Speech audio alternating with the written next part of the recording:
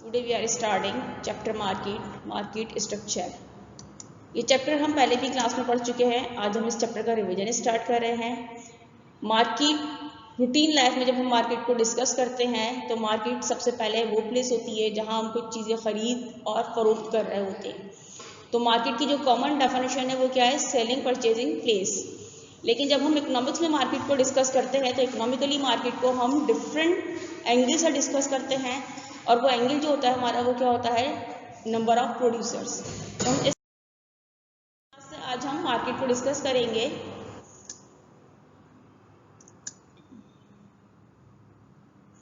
तो पहला जो हमारा टॉपिक हो रहा है according to the economical point of view, हम क्या चीज डिस्कस कर रहे हैं? Types of market.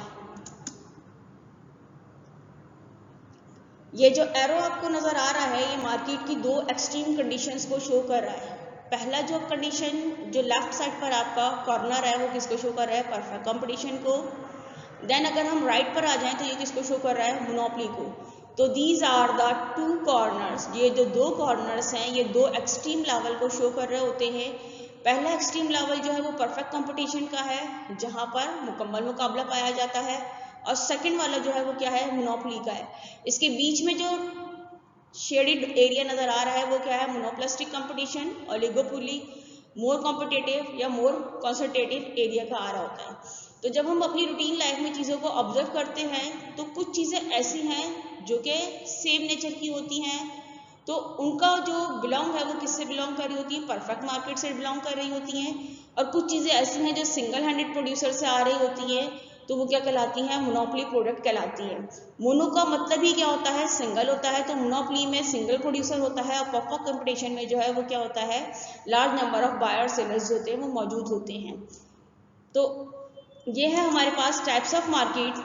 तो पहली जो हमारी एक्सट्रीम कंडीशन है वो कौन सी है? परफेक्ट कंपटीशन की। तो अब हम डिस्कस करेंगे इन डिटेल प्रॉपर्टीज या कैरेक्टरिस्टिक्स ऑफ परफेक्ट कंपटीशन। तो परफेक्ट कंपटीशन की जो प्रॉपर्टी है वो क्या है? गुड्स आर होमोजीनियस, कि चीज़ें जो होती हैं वो क्या होती हैं? एक जैसी होती हैं। लेट सपोज कि अगर हम अपनी खाने पीने की अशिया में सब्जी या फ्रूट वगैरह की बात करें तो हमें नहीं पता होता कि कौन सा फ्रूट किस खेत का है या वो किसी ब्रांड का है या क्या, वो उसको किसी भी किस्म की आइडेंटिफिकेशन हमारे पास मौजूद नहीं होती है। वो हमें सेम नज़र आ रही होती हैं, उसके अंदर कोई डिफरेंस नहीं होता। तो परफेक्ट कंपटीशन की जो प्रोडक्ट होती है वो कौन सी होती है? होमोजीनियस होती है। उसके अंदर आप किसी भी किस्म का डिफ्रेंशिएट नहीं कर सकते, उसको आइडेंटिफाई नहीं कर सकते कि आया ये प्रोडक्ट कहाँ का है, कैसा है और क्या डिफरेंस, एक आलू या दूसरे आलू में क्या डिफरेंस है, साइज के अलावा उसमें कोई और डिफरेंस नहीं होता। सेकंड जो इसकी प्रॉपर्टी आती है वो क्या होती है? Large number of buyers and seller. तो परफेक्ट कंपटीशन में जो सेलर्स होते हैं यानी कि फरोख्त करने वाले लोग वो भी अनलिमिटेड होते हैं और जो खरीदार होते हैं वो भी क्या होते हैं? अनलिमिटेड होते हैं। तो लार्ज नंबर ऑफ बायर्स और सेलर जो होते हैं वो किस में मौजूद होते हैं? परफेक्ट कंपटीशन में मौजूद होते हैं। किसी एक सेलर, लेट सपोज कि अली का जो है खेतों का बिजनेस, अली के जो खेत हैं वो आलू के खेत हैं, तो इस साल अगर अली का ध्यान ये होता है कि जनाब मैं सब्जी की जगह फ्रूट की काश्त करना शुरू कर दूं, तो एक अली के आलू को कल्टीवेट ना करने से टोटल ओवरऑल सप्लाई पर जो है मार्केट में कोई इम्पैक्ट नहीं आएगा। तो परफेक्ट कंपटीशन में large number of buyer and seller होते हैं। किसी एक सेलर या बायर के मार्केट से एंटर होने या एग्जिट होने में कोई इम्पैक्ट नहीं आ रहा होता।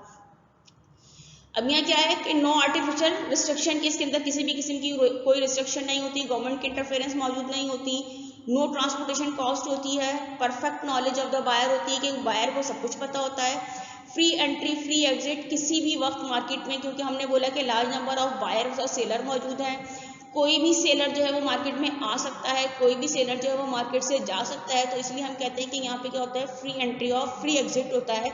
यानी मार्केट में कोई भी नया प्रोड्यूसर किसी भी टाइम पर एंटर हो सकता है और जो पुराना प्रोड्यूसर है वो लेफ्ट आउट कर सकता है। ना ही प्रोड्यूसर बल्कि सेलर वो कंज्यूमर के भी आने जाने से कोई इफेक्ट नहीं आ रहा होता। तो ये तो हमने डिस्कस किया था परफेक्ट कंपटीशन। तो ये चीज़ें जो आपको सारी की सारी इसकी कैरेक्टरिस्टिक्स नजर आ रही है कि goods are homogeneous in perfect competition, तो ये एमसीक्यूज में भी आपसे सवाल किया जा रहा होता है, और अगर डिफरेंशिएट करने के लिए आता है तब आपके पास दोनों टॉपिक्स होते हैं कि डिफरेंस बिटवीन परफेक्ट कंपटीशन और मोनोपोली, तो फिर आपने दोनों की जो कैरेक्टरिस्टिक्स हैं उनको डिफाइन करना होता है। और ये जितनी भी कैरेक्टरिस्टिक्स हैं ये आपसे एमसीक्यूज में डिस्कस की जा सकती हैं, तो आपको ये अच्छे से पता होना चाहिए कि which are the properties of the perfect competition. Now we are starting monopoly. तो मोनोपोली की जो कंडीशन है, मोनोपोली में क्या होता है कि from itself an industry. Mono का मतलब ही क्या होता है, मोनो का मतलब होता है सिंगल। तो यहाँ क्या होता है, सिंगल प्रोड्यूसर होता है। सिंगल प्रोड्यूसर इस फॉर्म में होता है कि सिंगल पर्सनालिटी नहीं, बल्कि सिंगल इस फॉर्म में होता है कि एक सिंगल जो है वो यूनिट, प्रोडक्शन यूनिट काम कर रहा है। लेट्स सपोज जैसे कि हम बात कर रहे हैं कि इलेक्ट्रिसिटी सप्लाई की बात करें, तो इलेक्ट्रिसिटी सप्लाई का एक ही इदारा जो है वो ओवरऑल सप्लाई को कंट्रोल कर रहा है। तो इसलिए हम क्या कहते हैं कि फर्म और इंडस्ट्री का फर्क जो है वो खत्म हो जाता है, क्योंकि इंडस्ट्री जो है वो कलेक्शन है डिफरेंट प्रोड्यूसर्स या डिफरेंट फर्म्स का। तो यहाँ पर नंबर ऑफ फर्म्स जो है वो होती ही नहीं है, सिर्फ एक ही सिंगल यूनिट प्रोडक्शन पे काम कर रहा होता है। तो इसलिए मोनोपोली में फर्म और इंडस्ट्री का डिफरेंस जो है वो क्या होता है, खत्म हो जाता है।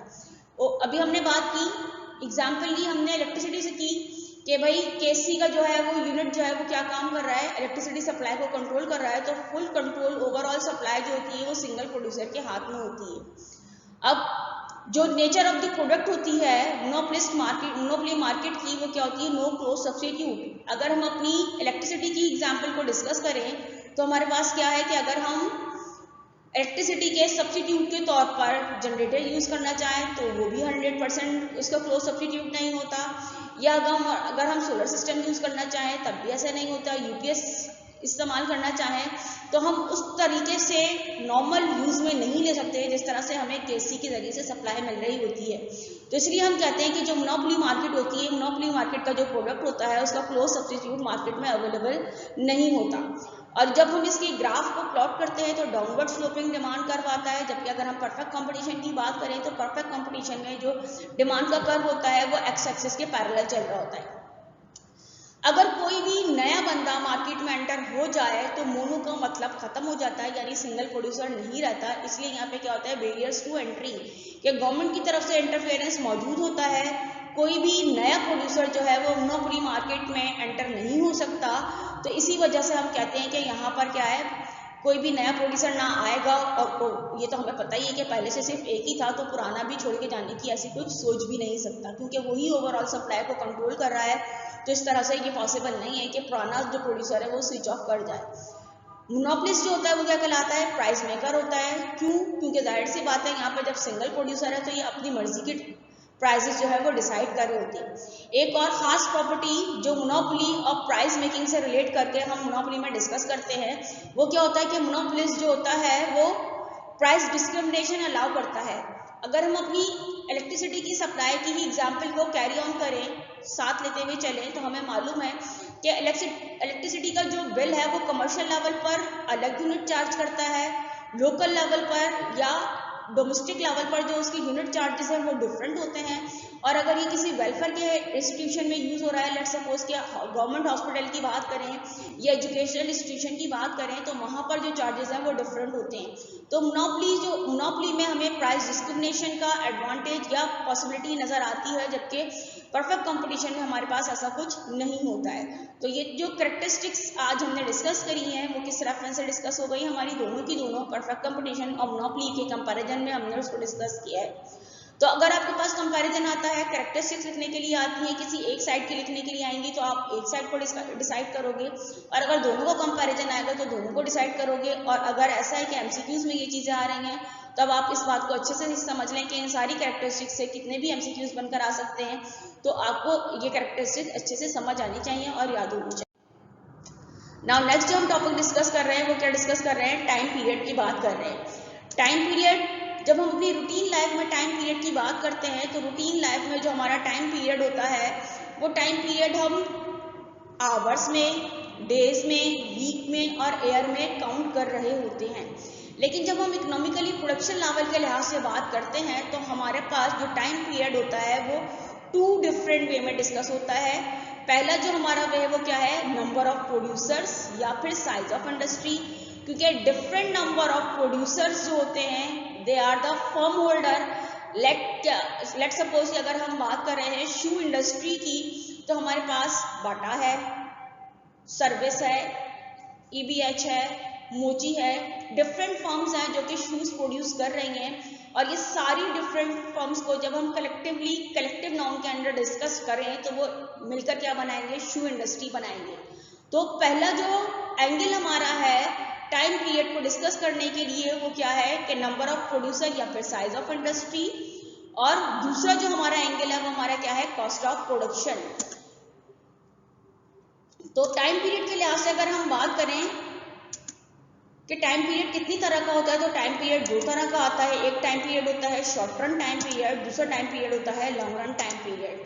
शॉर्ट रन टाइम पीरियड वो टाइम पीरियड होता है जबकि अगर हमने कॉस्ट के बिहाफ पर डिस्कस किया है तो no change in fix cost.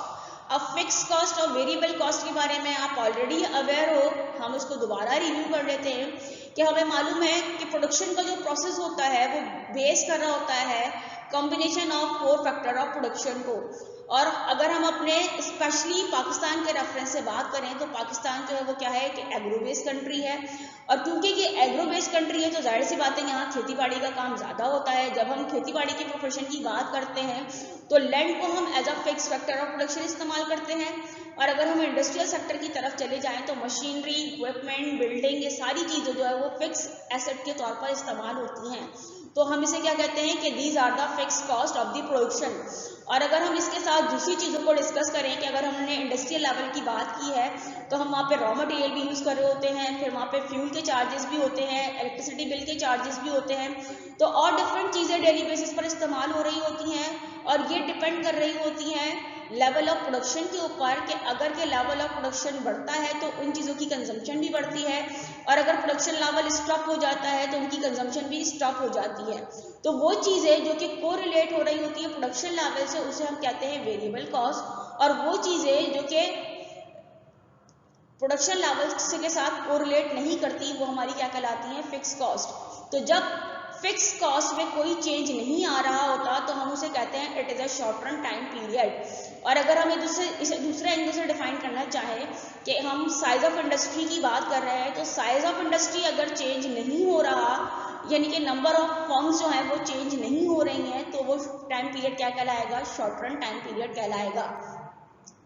कि अगर किसी भी इंडस्ट्री में पहले 4 फर्म्स काम कर रही थी, अब 20 सालों बाद भी सिर्फ 4 प्रोड्यूसर उसी फर्म के मौजूद हैं, उस इंडस्ट्री में मौजूद है, वही 4 प्रोड्यूसर, कोई भी प्रोड्यूसर नया मार्केट में नहीं आया या एक नया आया तो पुराना छोड़ के चला गया, तो साइज ऑफ इंडस्ट्री चेंज नहीं हुआ, तो हम इसे कहेंगे शॉर्ट रन टाइम पीरियड। इसके अगेंस्ट जो हम टाइम पीरियड डिस्कस कर रहे होते हैं वो टाइम पीरियड कौन सा होता है, लॉन्ग रन टाइम पीरियड। तो लॉन्ग रन टाइम पीरियड में क्या होता है कि all cost is variable cost, कि सारी की सारी कॉस्ट जो होती है किसमें कन्वर्ट हो जाती है, वेरिएबल कॉस्ट में कन्वर्ट हो जाती है। लेट्स सपोज कि अगर हम बात करें कि पहले एक जो फार्मर है वो 4 एकड़ ज़मीन पे काम कर रहा था, अब वो 4 एकड़ के बजाय 5 एकड़ या 6 एकड़ पे काम कर रहा है, तो इसका फिक्स कॉस्ट जो है वो क्या हो गई है, चेंज हो गई है।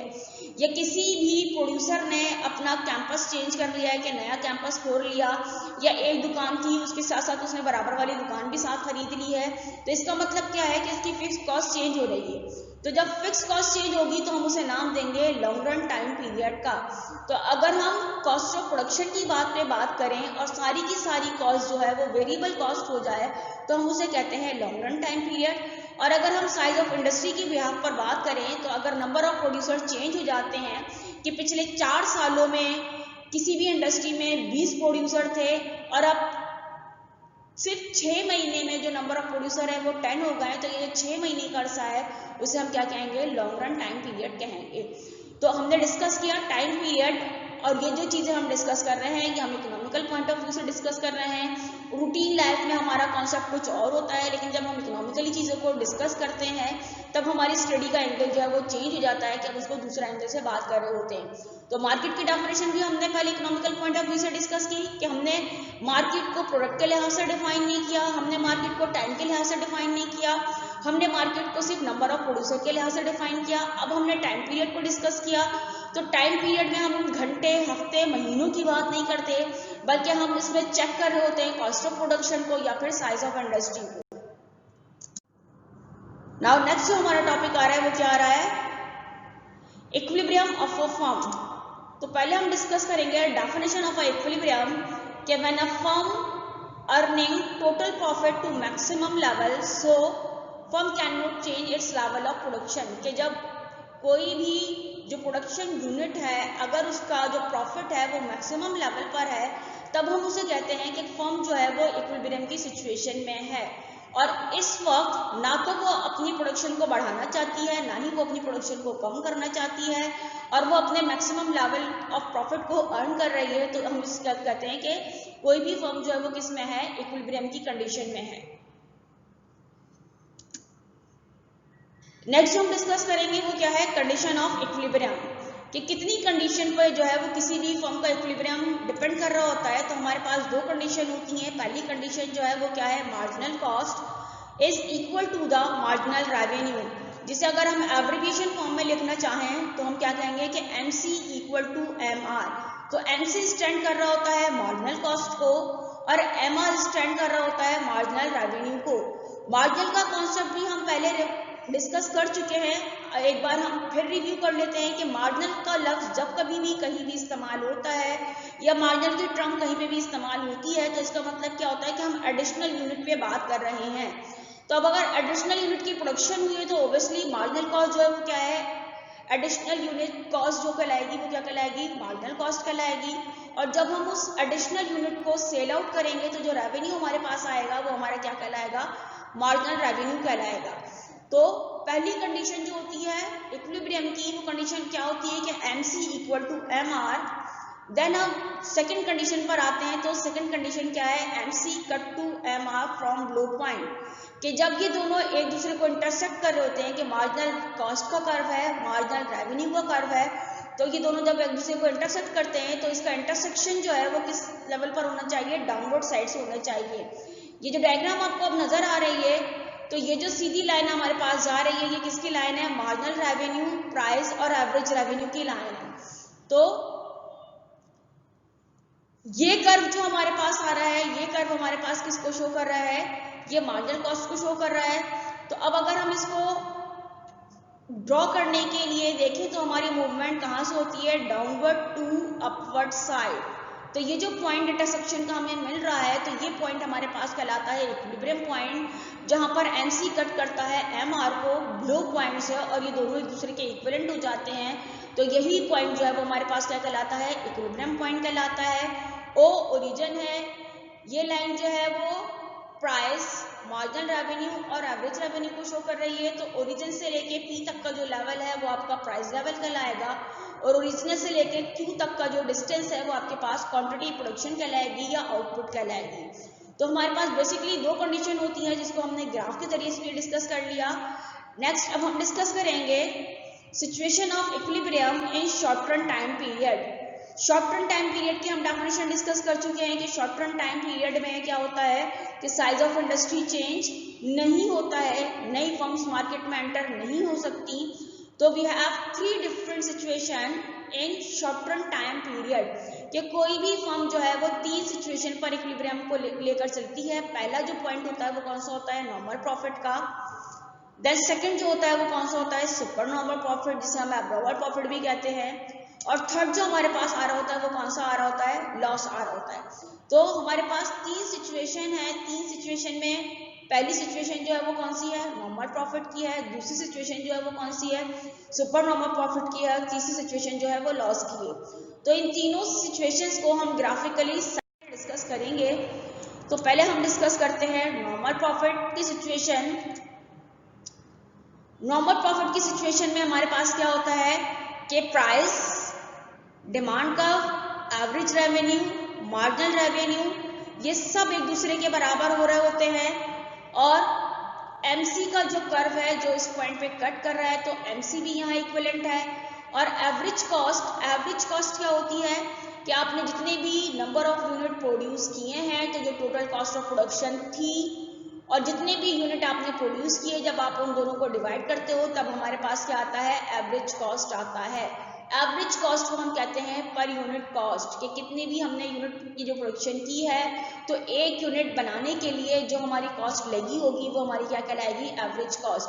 तो जब हम इन तीनों सिचुएशन को डिस्कस करते हैं तो हम सिंपली क्या कर रहे होते हैं कि हम एवरेज कॉस्ट को कंपेयर कर रहे होते हैं प्राइस लेवल के साथ। जब हमारी प्राइस और एवरेज कॉस्ट एक दूसरे के इक्विवेलेंट होती है तो ऐसी सिचुएशन जो है वो क्या कहलाती है, नॉर्मल प्रॉफिट कहलाती है। क्योंकि लेट सपोज कि अगर हम एक पेन बना रहे हैं, मार्कर बना रहे हैं, मार्कर हमने 20 रुपए का बनाया, 20 रुपए का बनाया तो एवरेज कॉस्ट उसकी कितनी है, 20 रुपए, और हम उसे सेल भी 20 रुपए का कर रहे हैं, तो ना हमें फायदा हो रहा है ना हमें नुकसान हो रहा है, क्योंकि जो हमने लगाया था हमें एज इट इज वैसे का वैसे ही मिल रहा है। तो प्राइस जो है वो मार्केट में जो आप जिस वैल्यू पे उसको सेल कर रहे होते हो वो वैल्यू जो है वो प्राइस कहलाती है, और जितने की आप प्रोड्यूस कर रहे होते हो वो वैल्यू जो है वो आपकी क्या कहलाती है, एवरेज कॉस्ट कहलाती है। तो जब आपकी प्राइस और एवरेज कॉस्ट एक दूसरे के इक्वल होती है तब हम कहते हैं कि फर्म जो है वो नॉर्मल प्रॉफिट को गेन कर रही है।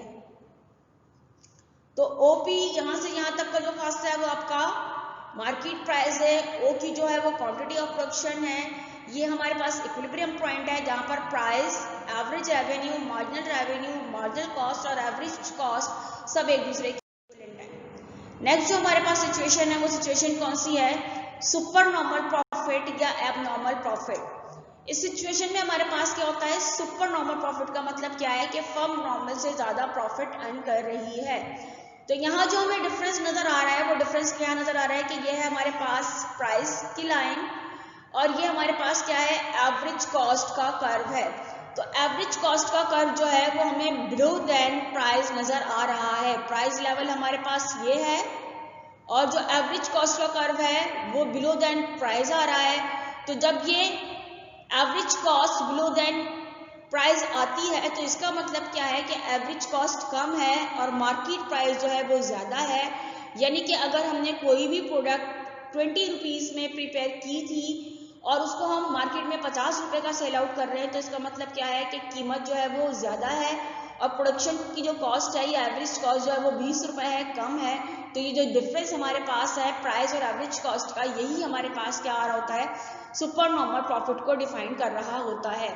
तो जब हम ग्राफ ड्रॉ करते हैं तो बेसिक तो हमारा एमसी जो है वो इस पॉइंट पे कट कर रहा है, एवरेज कॉस्ट की लाइन हमारे पास ये आ रही है।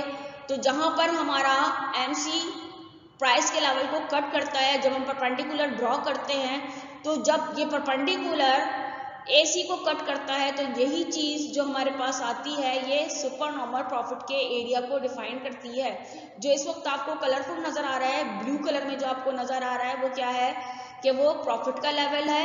और क्योंकि ये एसी जो है वो पर यूनिट कॉस्ट को डिफाइन कर रहा है तो ये जो ब्राउनिश कलर जो हमें नजर आ रहा है ये किसको शो कर रहा है, कॉस्ट को शो कर रहा है कि कॉस्ट से इतनी ज्यादा हमारे पास जो है वो प्राइस लेवल है। तो यही हमारा एक्स्ट्रा प्रॉफिट है या सुपर नॉर्मल प्रॉफिट है या एबनॉर्मल प्रॉफिट है। तो ये हमारी सेकंड सिचुएशन थी। सेकंड सिचुएशन में हमारे पास क्या होता है कि price level is greater than average cost, therefore average cost का जो कर्व होता है वो बिलो देन प्राइस लेवल या प्राइस की लाइन के नीचे आ रहा होता है। नेक्स्ट जो हमारे पास है वो कौन सी है, सिचुएशन ऑफ लॉस। लॉस की सिचुएशन में कंडीशन रिवर्स हो जाती है कि प्राइस लेवल जो है वो बिलो देन एवरेज कॉस्ट आ जाता है कि एवरेज कॉस्ट जो है वो क्या हो जाती है, ऊपर चली जाती है, बढ़ जाती है, प्राइस लेवल से ज़्यादा हो जाती है। तो ऐसी सिचुएशन में क्या होता है कि कोई भी फर्म जो है वो नुकसान बेयर कर रही होती है और ये नुकसान इतना होता है कि वो उसकी जो वेरिएबल कॉस्ट, फिक्स कॉस्ट है वो कवर अप हो रही होती है, तो इसलिए वो क्या होता है, नॉर्मल लॉस को बेयर करता है। एक और सिचुएशन भी होती है शटडाउन की सिचुएशन, जो हमारे लेवल पर नहीं है। जब हम बीकॉम लेवल में या ग्रेजुएशन लेवल में जाते हैं तो फिर हम उसको डिटेल से डिस्कस करते हैं। तो थर्ड सिचुएशन जो है वो हमारी किसकी है, लॉस की सिचुएशन है। और लॉस की सिचुएशन में हमारे पास क्या होता है कि प्राइस जो है वो लेस देन एवरेज कॉस्ट होती है। तो इसका मतलब क्या है कि हम जिस लेवल पर सेल कर रहे हैं, लेट सपोज के 10 रुपए का सेल कर रहे हैं लेकिन कॉस्ट ऑफ प्रोडक्शन हमारी कितनी थी, 12 रुपए थी। तो ये जो डिफरेंस है कि हमारी एवरेज कॉस्ट बढ़ गई है, प्राइस लेवल को उसने नीचे छोड़ दिया है या पीछे छोड़ दिया है, तो ये डिफरेंस हमारे पास क्या कहलाता है, लॉस कहलाता है, जिस वक्त आपको ग्रे शेडेड एरिया नजर आ रहा है। तो ये तीन सिचुएशन थी जिसको हमने ग्राफिकली डिस्कस कर लिया है। तो ये तीनों की तीनों सिचुएशंस जो है वो हमारे पास कब आती हैं, इन शॉर्ट पीरियड। देन हम आते हैं equilibrium of a firm under perfect competition in long run time period. तो लॉन्ग रन में जो हमने डिस्कस किया था, लॉन्ग रन की डेफिनेशन में हमने ये चीज डिस्कस की थी कि लॉन्ग रन टाइम पीरियड वो टाइम पीरियड होता है जब कोई भी नया प्रोड्यूसर मार्केट में एंटर हो सकता है या पुराना जो है वो एग्जिट कर सकता है। तो होता क्या है कि लॉन्ग रन में each firm getting normal profit, के हर फर्म को नॉर्मल प्रॉफिट होता है। इसका रीजन क्या है, रीजन ये है कि अगर ऐसा होता है कि फर्म्स जो है वो सुपर नॉर्मल प्रॉफिट अर्न कर रही होती हैं, तो इससे नए इन्वेस्टर को मार्केट में चार नजर आता है। तो जब वो नए इन्वेस्टर उसी जो है वो सेक्शन में प्रोडक्शन को स्टार्ट कर देते हैं, तो नंबर ऑफ कंज्यूमर जो है वो डिवाइड हो जाते हैं। तो पुराने लोगों का जो प्रॉफिट लेवल है वो क्या होता है, डिस्ट्रीब्यूट हो जाता है, वो नॉर्मल प्रॉफिट पे चला जाता है। इसी तरीके से अगर कोई फर्म जो है वो लॉस बेयर कर रही होती है तो वो शटडाउन पे चली जाती है, तो रिमेनिंग फर्म का जो लॉस है वो क्या होता है, रिकवर होना शुरू हो जाता है। तो इसलिए हम कहते हैं कि लॉन्ग रन में कोई भी फर्म जो है वो सिर्फ और सिर्फ नॉर्मल प्रॉफिट को अचीव करती है, उसके अंदर हमारे पास सुपर नॉर्मल प्रॉफिट या लॉस की सिचुएशन नहीं आती। देन हम डिस्कस करेंगे इक्विलिब्रियम अंडर मोनोपोली। तो मोनोपोली की कैरेक्टरिस्टिक में हमने डिस्कस किया था कि डिमांड कर्व जो होता है वो क्या होता है, डाउनवर्ड स्लोपिंग आ रहा होता है। तो ये वाली जो हमारे पास लाइन आ रही है कि किसको शो कर रही है, डिमांड कर्व को शो कर रही है और एवरेज रेवेन्यू को शो कर रही है। परफेक्ट कंपटीशन में हमारे पास डिमांड, एवरेज रेवेन्यू और मार्जिनल रेवेन्यू तीनों एक दूसरे के इक्विवेलेंट होते हैं, लेकिन यहाँ हमारे पास मार्जिनल रेवेन्यू जो है वो क्या आता है, लेस देन की पोजीशन में आ रहा होता है डिमांड के साथ। इक्विलिब्रियम की कंडीशन हमारी वही होती है कि जहाँ MC इक्वल होता है, MC इक्वल हो रहा होता है MR के, तो वो वाली सिचुएशन जो होती है वो हमारी किसको शो कर रही होती है, प्रॉफिट को शो कर रही होती है। तो एवरेज कॉस्ट का जो कर्व है, जब जहाँ ये इसको लाई करेगा, यहाँ जब इसको कट करेगा, तो ये वाला लेवल जो है वो हमारे किसको शो करेगा, इक्विलिब्रियम की कंडीशन को शो करेगा, क्योंकि marginal cost equal to marginal revenue की कंडीशन यहाँ भी हम ऑब्जर्व कर रहे होते हैं। तो ये जो हमें पास पॉइंट नजर आ रहा है, तो ये हमारा क्या है कि प्राइस लेवल है, एवरेज कॉस्ट यहाँ आ रही है, तो ये हमारे पास क्या है, प्राइस लेवल है। और अगर हमने यहाँ से परपेंडिकुलर ड्रॉ किया एवरेज कॉस्ट और फिर एवरेज रेवेन्यू के डिफरेंस का जो फासला हमारे पास आएगा, जिसको हमने ब्लू शेडेड एरिया से शो करा हुआ है, तो ये एरिया हमारे पास क्या करेगा, सुपर नॉर्मल प्रॉफिट को शो करेगा। तो नॉर्मली जो होता है वो क्या होता है कि मोनोपोली की सिचुएशन में फर्म्स जो हैं वो नॉर्मल से ज़्यादा प्रॉफिट ले रही होती हैं, लेकिन इसका ताल्लुक प्रोड्यूसर से नहीं होता, डिमांड से नहीं होता, इसका ताल्लुक किससे होता है, कॉस्ट ऑफ प्रोडक्शन के लिहाज से होता है कि अगर कॉस्ट ऑफ प्रोडक्शन कंट्रोलेबल हो रही होती है, यानी कि एवरेज कॉस्ट कम आ रही होती है, तब तो जो है वो नॉर्मल प्रॉफिट से ज़्यादा प्रॉफिट बेयर किया जा सकता है। लेकिन अगर एवरेज कॉस्ट ज़्यादा हो जाए, यानी कि एवरेज कॉस्ट का कर्व जो है वो अपवर्ड टू एवरेज रेवेन्यू चला जाए, मूव कर जाए, तब जो है मोनोपोली की फर्म भी जो है वो लॉस को बेयर करती है। तो नॉर्मली ऐसा कम होता है, लेकिन ये पॉसिबिलिटी है कि मोनोपोली में फर्म लॉस की तरफ भी जा सकती है। ये कोई सिचुएशन नहीं है कि मोनोपोली की जो फर्म है वो हमेशा सुपर नॉर्मल प्रॉफिट ही अर्न करेगी। तो आज का जो चैप्टर हमारा था वो जो बेस कर रहा था वो किस पे बेस कर रहा था, मार्केट स्ट्रक्चर पे बेस कर रहा था। मार्केट स्ट्रक्चर जो हमने इकोनॉमिकली डिस्कस किया वो दोनों तरह का किया, जो हमारे सिलेबस में इंक्लूड है। अदरवाइज जो इसकी मोनोपोलिस्टिक की कंडीशन है या डिओपोली और ओलिगोपोली की कंडीशन है वो हमारे लेवल में नहीं आता, वो ग्रेजुएशन लेवल पर आता है। इसके साथ ही हमारा चैप्टर खत्म होता है और जो चीज़ें हमारे सिलेबस में थी वो सारी की सारी हमारी रिवाइज भी हो गई। एमसीक्यूज लेवल के लिहाज से भी आपको गाइड कर दिया गया है। तो इस चैप्टर को आपने अच्छे से प्रिपेयर करना है, चाहे वो आप सेक्शन बी के रेफरेंस से करो, चाहे सेक्शन सी के रेफरेंस से करो, चाहे एमसीक्यूज लेवल के लिहाज से डिस्कस करो। तो इस चैप्टर की तमाम चीज़ें आपकी रिव्यू हो गई हैं विद ग्राफ। तो इसके साथ ही हम अपने चैप्टर को वाइंड अप करते हैं। थैंक यू, अल्लाह हाफिज़।